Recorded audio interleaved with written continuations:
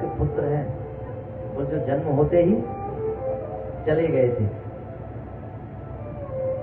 तो बोले उसको कैसे सुनाया जाए। तो इन्हें रचना करी और एक काम किया, बोले एक काम करो, 4 विद्यार्थियों को बुलाया और 2 श्लोक रटा दिए। बोले तुम जंगल में जाओ और इस श्लोकों को गुनगुनाते रहना। अब वो जंगल में गए, एक श्लोक गुनगुनाया, बोले परहा पीडम नटवर वपुः कर्णयो कर्णिकारम बिभ्रतवासः कनककपितं वैजयन्तीं च मालां रन्ध्राणभैरोरधरसुधया पूरयन् गोपवृन्दे वृन्दारण्यं स्वपदरमणौ प्राविशदगीतकीर्तिः। तो सुखदेव जी कानों में पड़ा, परहा पीड़ा नटवर वपु। भगवान कहते हैं, बोले मोर का पंख धारण कर रखा, परहा पीड़म नटवर वपु।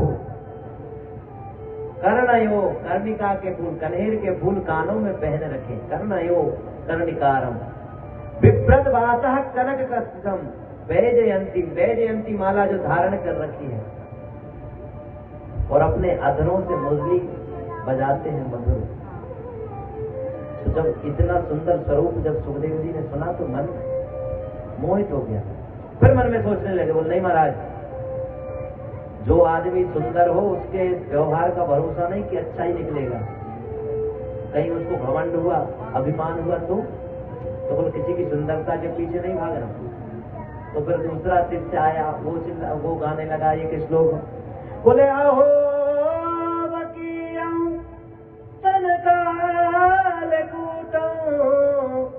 जिघांसया पाययदप्यसाध्वी लेभे गतिं दात्र्युचितं ततोऽन्यं तं वा दयालो शरणं व्रजेम। अब इसमें भगवान के स्वभाव का वर्णन है। बोला अहो वकीयम स्तनकालकूटम। वकी किसका नाम था? बोले पूतना का।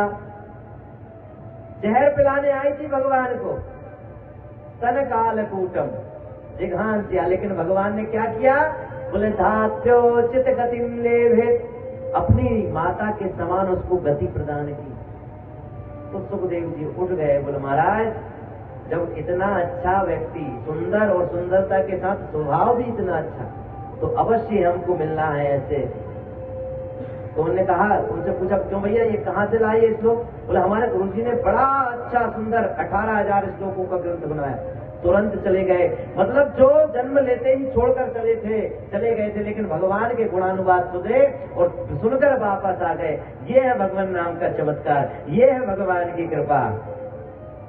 तो आज सुखदेव जी को पूरी श्रीमद् भागवत प्रदान कर दी व्यास जी।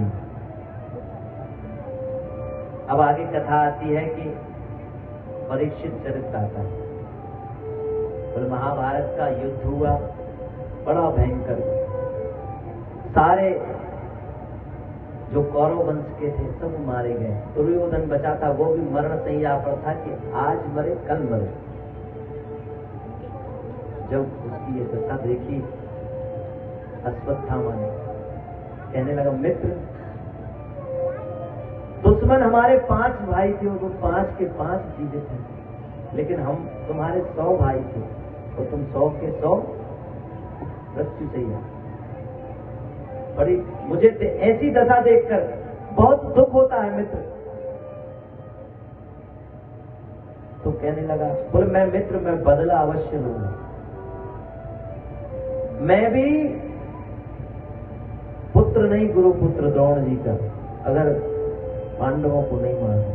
इसने प्रतिज्ञा करी, मित्र मैं आज 5 के सिर काट कर लूंगा, मुझसे तुम्हारी दशा नहीं देखी। अश्वत्थामा गया और इसने क्या किया? बोले काक उलूकन न्याय से। काक उलूकन न्याय क्या होता है पता जानते हैं? उल्लू क्या करता है? कौवे को रात में नहीं देखता, वो जब पेड़ पर सोते रहते हैं ना, तो उल्लू को दिखता है रात में, वो आकर सबको मार रहा है। तो इस अश्वत्थामा ने क्या किया? तो इसने भी वही किया कि पांडवों को मारने के लिए रात्रि में गया। अब देखिए, उनके साथ तो परमात्मा जाको राके साइया मार सके ना कोई, जिसका रखवाला मारने वाला है भगवान, बचाने वाला है भगवान। जिसको भगवान बचाने वाला उसको कौन मार सकता है? तो भगवान कृष्ण क्या बोले पांडवों से? बोले यार हमारी विजय हुई है, चलो हम सब चलते हैं, जरा उत्सव मना कर आए। अब विजय के उत्सव मनाने के लिए वो भगवान तो उन पांचों को ले गए, और जो सैया थी उस सैया पे पांडवों के 5 पुत्र जाकर सो गए।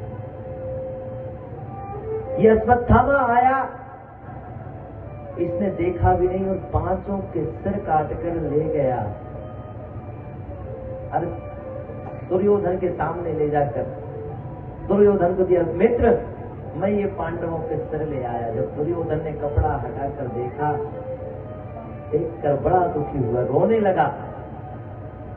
बोले मित्र तूने अच्छा नहीं किया। बोले तूने तो हमारे कुल को पानी देने वाला तक नहीं छोड़ा। बोले इन पुत्रों से, इन बच्चों से मेरी क्या दुश्मनी थी? इनसे मेरी क्या दुश्मनी थी? तूने अच्छा नहीं किया। और उसका तड़प तड़प कर प्राणांत हो गया दुर्योधन का।